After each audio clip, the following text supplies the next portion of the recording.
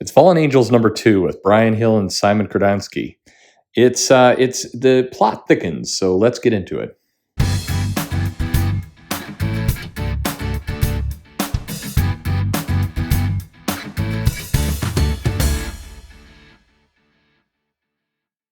Hey, this is Perch. Fallen Angels has broken out to be one of my favorite Dawn of X titles, mainly because of the very intensive mood and feeling that it's creating.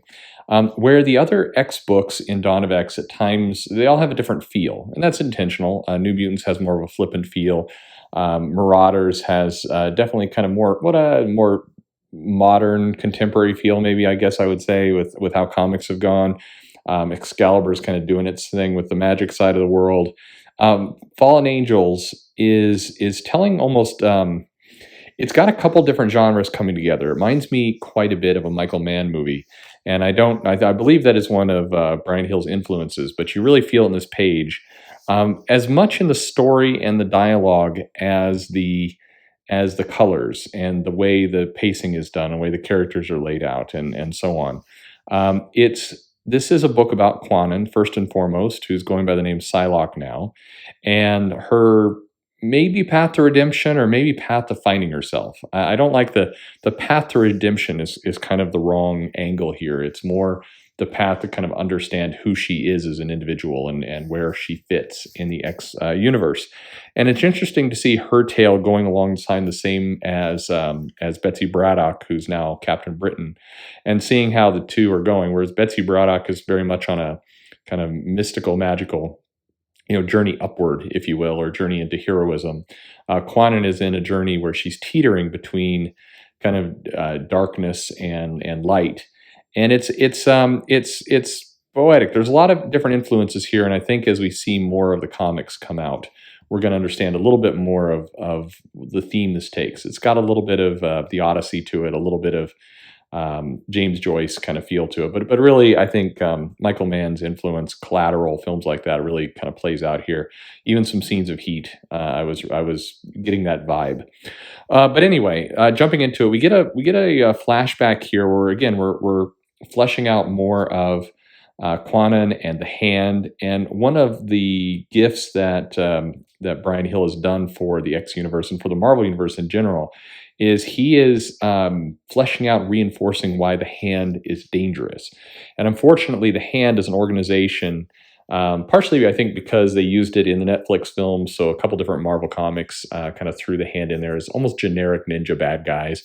And in fact, even some of the Bendis books where the Hand was used was they were like, oh, these ninja guys again, oh, the pajama guys. And it diminished this kind of threat, this religion, this mythology of that character. It weakened them when you describe them as the pajama ninja guys.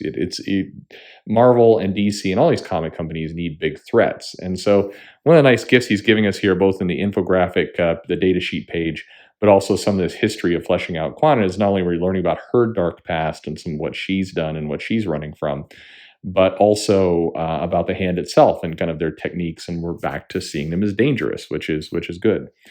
So in the last issue, we had a couple things happened where you had Kwannon via Magneto talk to Sinister about going to investigate Apoth and there being a connection to her. She connected with X-23 with Laura. Laura is back. Kind of, some people have criticized this book as taking Laura backward in time, that she had grown so much in the Wolverine series, and now this is almost reverting her back. I don't see it that way. I think definitely she's behaving like the core of that character, and part of what, and there's no way to say this without kind of throwing shade on some of those other versions of her.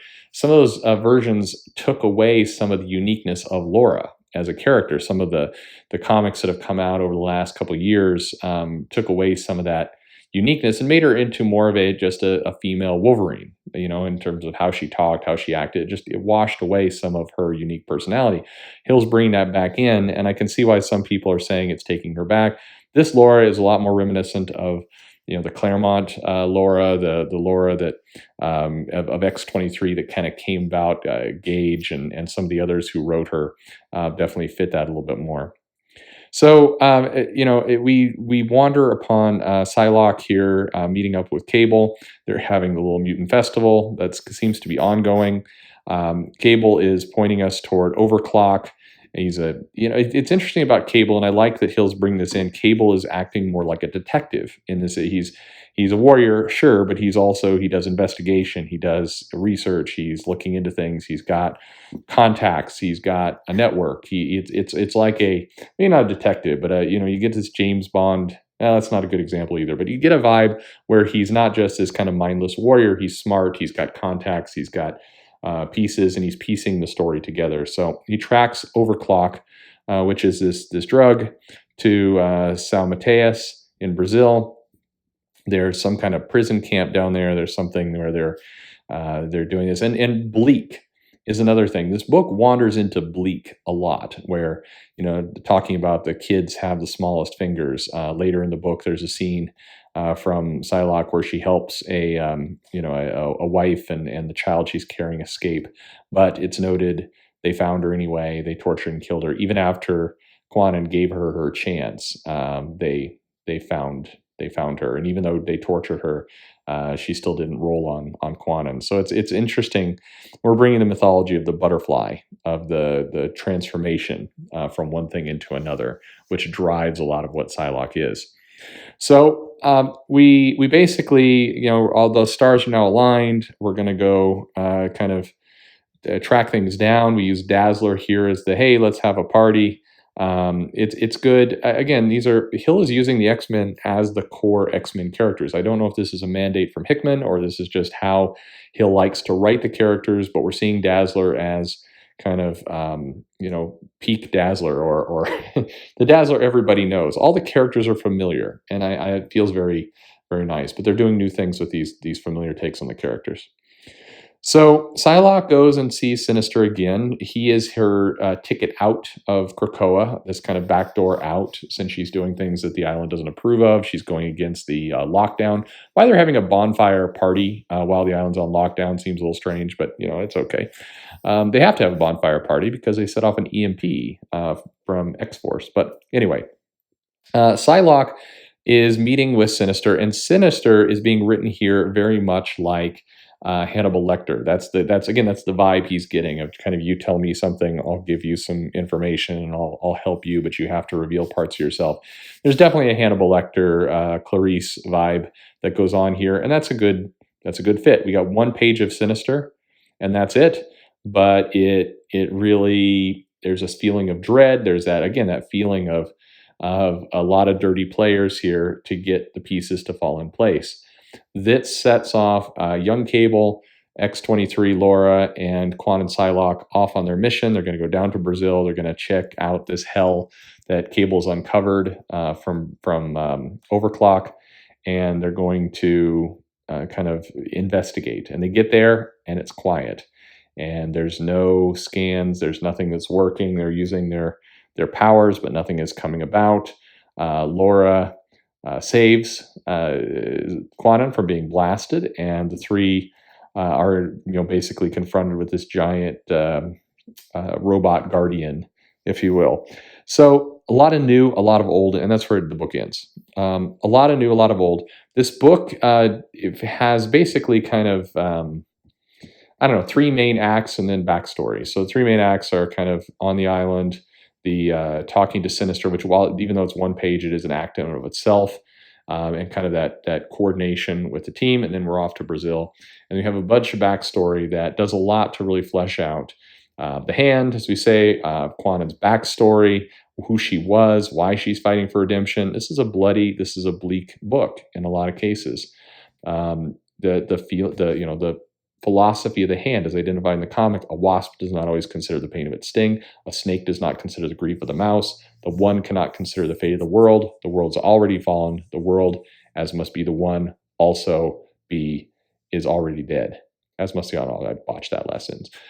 There's some good stuff here. It's lyrical. It's as much of a story. I mean, this is the quintessential. Bryan Hill, in his interview that I did with him, said that he wanted to tell he was a huge fan of Kwannon, wanted to tell Kwannon's story. He's doing that here. This is Kwannon's story. This is the totem for which this character should be used and guided. And I think in the process, he's managing to fill a lot out for young Cable. A lot of people were not thrilled with that character.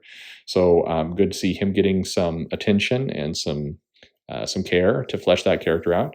And I think this is bringing back Laura X-23 as a dangerous, three-dimensional character that is not Logan. It's funny, in the attempt to get Laura out of Logan's shadow, she became almost more in his shadow in some of the recent attempts. And here this feels like a unique character on all fronts. This doesn't feel like old Cable. This doesn't feel like Betsy Braddock Psylocke. This doesn't feel like Wolverine Laura. This feels like each is a unique individual. So Hill's firing on all cylinders here. This book is great.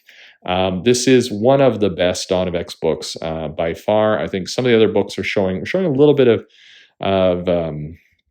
not as much strength in their second issue.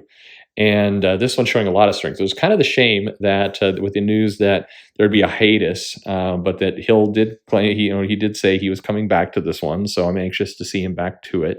I have to wonder why this issue coming out basically 2 weeks from the first issue. It's great on one hand. Love to see the momentum. Love to see issue 1 lead into issue 2, and I love the mood. This comic's going to be read very well as a trade. All the same, I wish they would have held something back and let this book, go out monthly, and then maybe not had the hiatus, or this book leaves you hungry for more. And it's really a good, dangerous, bleak feeling X book, which are some of the best X stories, some of the best comic stories. Some of the best X-Men stories are ones that feel bleak but have this hope in, deep down there. You're going to watch this journey to these heroes finding themselves and pulling themselves up and out. So love what I see here. It's a great book. Give it a high recommendation. Bryan Hill, again, firing on all cylinders. I think this is just really nice stuff and worth picking up. So can't wait to see where he goes next. What did you think of it? Leave me a comment below. Love to hear your thoughts, your feedback. If you like, subscribe. Subscribers always help me know that you're interested in the channel. So, and your recommendations are wonderful too. Follow me on Twitter, Comic Perch, and thanks for listening.